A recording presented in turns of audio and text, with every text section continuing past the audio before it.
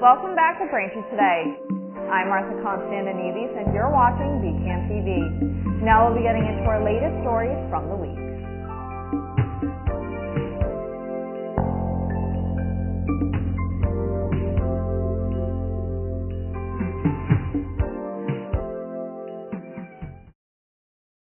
Welcome back to Braintree Today. I'm Martha Konstandinidis and you're watching VCAM TV. Now we'll be getting into our latest stories from the week.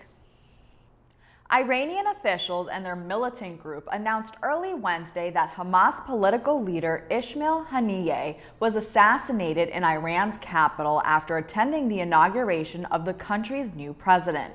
Israel did not confirm that it had killed the Hamas chief, but a U.S. official told CBS News on Wednesday that U.S. assessments found both Haniyeh and top Hezbollah commander Fuad Shukr were killed in Israeli strikes.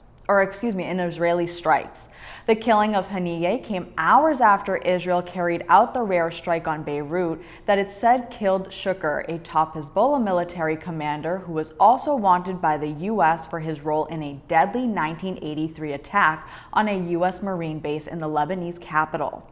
The Tuesday strike in Beirut also killed at least one woman and two children and wounded dozens of people. Hezbollah said Wednesday that it was still searching for Shukr's body. While we watched the Summer Games in Paris, we would naturally assume that these world-class athletes would be living in world-class accommodations, eating food that is perfect for them to compete at the highest level, and generally being treated like the athletic superstars that they are. But that assumption would be wrong. It seems that in the Olympic organizers' attempt to be green, the athletes are sleeping on some kind of cardboard beds, which is not providing great sleep. Rooms do not have air conditioners, and athletes are sharing bathrooms with up to 10 others. Meanwhile, the food options available, which is reported to be dominated by a 60% vegan diet, are so bad that the British team has brought their own chef. Issues with sleeping arrangements and dining hall shortages have prompted athletes from many countries to leave the village for other places to stay. American tennis star Coco Gauff is the latest to come forward and reveal her teammates have left to seek other accommodations. A stabbing attack at a dance class celebrating U.S. singer Taylor Swift in England left 3 children dead and others injured. The rampage left police rapidly attempting to establish why such an unusually devastating incident took place in the nation, where gun ownership is heavily restricted, but knife crime has been described as a national crisis. A 17-year-old was arrested at the scene on suspicion of murder and attempted murder. 2 children died on Monday, and on the following day, police said a 3rd child died. In their statement, police wrote, quote, "The 9-year-old girl died in hospital in early hours of this morning, Tuesday, 30th of July. We can confirm that the children who died yesterday were girls aged 6 and 7 years. 8 other children suffered stab wounds sustained during the attack, and 5 of them are in a critical condition. 2 adults are also in a critical condition after being injured during the incident," end quote. On Monday, President Biden called for major changes regarding the Supreme Court. These changes would affect the way the nation's highest court operates. His proposed changes would limit terms for Supreme Court justices and would create a binding code of conduct for the High Court. He also wants to amend the Constitution of the United States, which would strip the president of immunity for crimes committed while in office. These changes stand little chance of going anywhere with a divided Congress, but they serve as an election year message designed to excite the Democrats' progressive base. Vice President Kamala Harris, the presumptive Democrat candidate for president, endorsed the proposed changes. In a follow-up to a story we brought to you earlier this week, the man accused of causing the park fire in Northern California had his first court appearance on Monday. 42-year-old Ronnie Dean Stout II is being charged with reckless arson along with several enhancements. Details released by the Butte County District Attorney's Office tell us a man was seen pushing a car that was on fire down into a gully near Alligator Hole in Upper Bidwell Park, allegedly spreading the flames that would become the park fire. During the hearing, Stout waived the reading of the charges against him. Witnesses said they saw Stout watch the fire develop under his 2007 Toyota Yaris. put his car in neutral and push it backwards. DA officials said the California Highway Patrol investigated and found the car was actually in neutral. Stout has 2 prior felony convictions, one from 2001 and one from 2002, and was released from prison in October 2018. Stout's blood alcohol content was above the legal limit when he was arrested Thursday, but officials stated that involuntary intoxication is not a defense for arson. Thanks for watching Braintree today. We'll be right back with more after the break. James.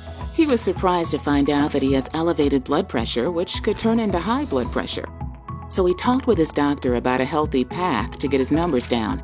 He quit smoking, which makes a big difference for his overall heart health. He also cut down on salt by watching out for high sodium on food labels and added a 30-minute walk 5 days a week to his routine. These healthy steps weren't easy, but lowering his blood pressure was worth it. Learn more about his healthy path. Welcome back. In a news release, the Braintree Police Department announced the retirement of K-9 Officer William Cushing Jr. Officer Cushing was a second-generation Braintree police officer and began his career with the department in 2005, serving in patrol, special operations, and Metro LEC SWAT as a K-9 handler. K-9 Officer Cushing and his partner Kit were known across the South Shore for their tracking ability and the sheer number of criminals they successfully apprehended over 12 years. Tragically, on June 4, 2021, while tracking a domestic violence suspect, K-9 Kit and Officer Cushing were shot in the line of duty, resulting in the death of K-9 Kit. Through the work of Senator John Keenan, Senator Walter Timolty, and Representative Mark Cusack, Officer Cushing is now able to retire with full benefits. During a ceremony at the State House last week, K-9 Officer Cushing's retirement was signed by Governor Maura Healey, with K-9 Officer Cushing, members of the department, and state legislators and Mayor Joyce in attendance. During last week's school committee meeting, members discussed the Prop 2.5 override and how the schools would properly use the allocated money. The town is looking to partner with Educational Resource Services, a national nonprofit that partners with districts, schools, and state leaders to transform how they use resources. Here's more from Superintendent Jim Lee and Mayor Erin Joyce on the process. Back to you, Mr. Lee. Okay, lastly, under administrative updates, just to bring up to speed the committee on a couple pieces of work. One, I know at this point now you're all aware the town has engaged ERS, Educational Research Services, I believe is the acronym, to come in and take a look at our finances and the structures that we use to see if they can identify any efficiencies that might be useful in terms of moving forward. It's kind of a blitz approach to it. It's a 2-week process, and they're still in an information gathering role. We have turned over to them reams of data that they have requested, so they can go through that process. And certainly they have interviewed principals, central office staff, academic directors, school committee members, which will help, and I believe members of town hall, which will help inform whatever findings that they might come up with. So we look forward to seeing the results and discussing it here, with any recommendations that they might have for us. And so that's some exciting work. And Mayor, it's kind of your baby. I don't know if there's anything you wanted to add to that, or.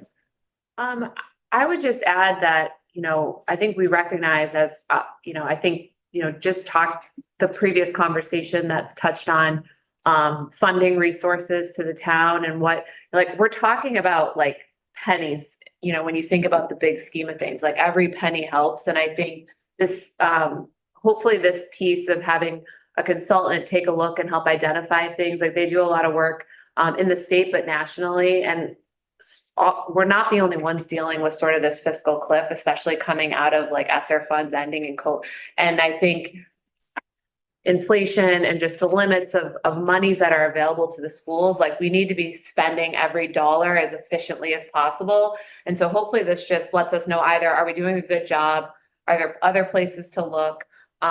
Or maybe maybe we're behind on resources where we should be spending more. And I think this will maybe give us a good, rolling up our sleeves, getting to work, making sure that the override funds especially are just spent the best way possible, so that we can provide, the services that we need. I think the thing about ERS that they said, in this sort of kickoff meeting was, they want to look at like, what is our school mission and how do we fund and provide that? So they're looking at the mission and how you fund it. And I think that's a really great way to sort of look at it from, a really high perspective, but then try to dial down on some ways in which we can hopefully find some cost savings. And if not, come up with strategies to fund, bringing back some of these programs that we lost. And I think big picture, we need to be more strategic because this sort of, we're not in the clear yet. Like the override was a great stabilization piece, but we still have a lot more work to do. And this is recognizing that. So I hope that school committee members will, I know it's summer and it's busy and it's a quick, time frame in which to have arranged for a time to meet. But I think any information they can gather is going to help us be more strategic moving forward. So I'm hoping that this is something that we can probably share with the community and then helps be a bit of a guiding light for us moving forward. Thank you. In more school committee news, the schools have also put in a request for proposal to have a third-party contractor look at how the town's districts are structured for possible redistricting. Here's Mr. Lee with more on the project. And then the other piece that we believe will go out on July 27th, we've put together an RFP to have a third party come in and take a look at how our district is structured from a lens of possible redistricting. This will be a bid process. The cost exceeds amounts that we can just get quotes for. So the RFP will go into the Patriot Ledger as of July 27th. There's a deadline for them to get those proposals back to us by August 12th. Because we would like the work done before November 1st. That could help inform our budget conversations. And certainly, if there are changes to be made, the timing for families and students would be as good as I think they could do, given the scope of work that needs to be accomplished. So that's another piece that will be started over the course of the summer, and it'll be something that we'll be talking about at meetings for the foreseeable future. So we'll look forward to that. Braintree's Department of Elder Affairs has a number of updates and activities for seniors this summer. As a reminder, the center's summer hours were altered, with the senior center now staying open until 7 p.m. to offer a light dinner and closes early on Fridays at 1 p.m. Some activities that are offered throughout the summer include daily exercise classes, regulation bocce every Monday at 2 p.m., varied card and game days on Tuesdays, and the Asian Outreach Group, which meets on Wednesdays. Then every Monday at 11:30 a.m., the Norfolk County Sheriff's Office is offering safety programs for seniors. Some one-time events that are coming up this month include a visit from Therapy Gardens on August 15th for some local food trivia starting at 1 p.m., Then on August 20th at 4 p.m., Town Councilor Ann Quilty and Finance Director Michael Esmond will visit the center to answer residents' questions about town and personal finances. And finally, on August 21st at 1 p.m., the Norfolk County Registry of Deeds will be holding a registry overview and notification system seminar. You can also sign up now for the Senior Center's trip to see the Edward Twins show in Wrentham. Tickets are $95 for the show and dinner. For more information, contact the department at 781-848-1963 or stop by at 71 Cleveland Avenue. Norfolk County Register of Deeds William P. O'Donnell and his outreach team are bringing the Registry of Deeds directly to Braintree residents. The registry is holding office hours on Thursday, August 8th from 10 a.m. to 12 p.m. at Braintree Town Hall in the Johnson Chambers. This is part of the Registry of Deeds' ongoing efforts to bring its resources directly to the residents within Norfolk County. Office hours will be held to assist residents with any questions or concerns regarding real property records or land documents. For more information or updates, head to norfolkdeeds.org. Braintree's annual Kids Day, taking place at French's Common near Braintree Town Hall, is being postponed. Originally scheduled for Wednesday, July 23rd, the event was postponed to Monday, August 5th due to inclement weather. Kids Day is being hosted by Mayor Erin Joyce and the Braintree Parks and Recreation Department. The event will be free to the public and will have a variety of activities like games, bounce houses, a free cookout lunch, and ice cream. Taking place from 10 a.m. to 2 p.m., this is the second year in a row where Kids Day will begin with a sensory-friendly hour. While all games and activities will be up and running, there will be no music or announcements made until 11 a.m. Thank you for watching Braintree today on BCAM TV. We'll be right back with more stories in the area. There is so much going on this summer at the library for everyone. Here are just a few of the upcoming programs to give you an idea. Monday, July 29th at 6:30 p.m., mocktails and beach reads with Wendy Francis. Enjoy a tropical mocktail and talk beach reads with Massachusetts guest author Wendy Francis. Our special guest will share her favorite summertime beach reads, both new and old, including her own latest novel, Feels Like Summer. Please register for the event so we will know how many mocktail glasses we will need. After the program, we will email you the list of books mentioned. Tuesday, July 30th at 6 p.m. to 7:30 p.m., Silent Book Club. Do you miss silent reading time like when we were kids? Silent Book Club is exactly that, a traditional styled book club that's low pressure, social optional, and no homework. You read what you want. It's a book club for those with an already busy calendar or already full to-be-read pile that just need planned time to sit and read. This program is for adults, and this program is just one of 6 book clubs we offer at the library. You can find the others on our website at www.thayerpubliclibrary.org/book-club or our events calendar, which tells you any meeting and special summertime meetings. 10 a.m., story time at the parks. Bring a blanket or a towel for more comfort. You'll be gathered under the shady trees and we'll bring the stories. This kids program will be held on Monday, July 22nd at Sunset Lake, Monday, July 29th at French's Common, and Monday, August 19th at Lincoln Park. Summer reading continues. This is for everyone and it's not too late to get in on the prizes. Prizes for Thayer Public Library's summer reading program are sponsored in part by Papa Gino's on Grove Street, Uno's Chicago Grill on Granite Street, Squishable in South Shore Plaza, and Altitude Trampoline Park in Avon. You can still sign up through mid-August. Kids, teens, and adults are invited to participate. Submit your summer reading reviews through the Beanstack app or on paper at the circulation desk, children's desk, or reference desks to be entered for weekly prizes as well as the grand prize. The Beanstack app allows our community the flexibility to participate in person, online, or a combination of both. One cool thing about the Beanstack app is that you can track your reading throughout the year as well. It's like an alternative to Goodreads. And if we do another reading challenge, you'll be notified. And don't forget to stop into the library to see what's on the community reading board to see what the community is reading. And that's it for today. If you're looking for me at the library, I run the Science Fiction Fantasy Book Club and the Brown Bag Book Club. You can also find me online with the rest of the library on Instagram, Facebook, or YouTube for 60-second recs, a weekly video in which I pitch a book to you in 60 seconds or thereabouts. You can find more at thayerpubliclibrary.org/events. Welcome back to Braintree Today. Now let's get right into more stories. On Monday, Governor Maura Healey signed into law the $57.7 billion fiscal 2025 state budget, which in part establishes the Mass Educate program, a new initiative that makes every community college in the state free for anyone who has never earned a degree. The program will pay all tuition and fees and provide some students with a stipend for books and supplies. The new program removes the age limit and makes free community college open to students right out of high school. Bristol Community College President Laura L. Douglas said, quote, "Mass Reconnect has demonstrated students' eagerness to pursue their educational goals. Free community college benefits all in the community, not just those obtaining a degree.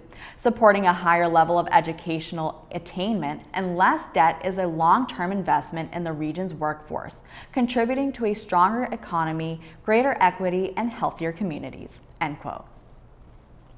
Social media was buzzing this week following Stoughton native Frederick Richards' Olympic high bar routine for the U.S. men's gymnastics team. Richard, a 2022 graduate of Stoughton High School who currently attends Michigan University, stuck his dismount from the high bar and scored 14.833. More than 2,000 people were posting about Richard on X, formerly known as Twitter, following the routine, and he quickly rose to the 4th most trending topic on the platform. Frederick and the rest of the U.S. team finished second in their subdivision during a qualifying round on Saturday. Richards is not the only Massachusetts native to be competing in the 2024 Olympics. Worcester's Steven Nedorosik made the U.S. Olympic gymnastics team because of his specialization in the pommel horse. Steven qualified in second place in the final with a stellar score of 15.200. Both of their performances helped the U.S. men's gymnastics team earn a bronze medal on Monday, the team's first Olympics medal since 2008. An 11-year-old girl in Weymouth is raising money for children with cancer through her lemonade stand and participation in the Falmouth Road Race. This is the second year Maggie Waters is running the race to benefit Tommy's Place, a vacation home for kids and their families fighting cancer. Waters is also running in honor of her younger brother, Mighty Quinn, a two-time cancer patient. Last year, she raised $37,000 and aims to raise $40,000 this year through her fundraiser. Waters encourages individuals unable to donate to her stand to donate their blood or platelets to the Children's Hospital Blood Donor Center. Enjoy some food while also getting a visit from a furry friend. On August 14th, the Scituate Animal Shelter is hosting their 9th annual Dine Out for Cats and Dogs event, with some special guests to greet supporters at 8 South Shore restaurants.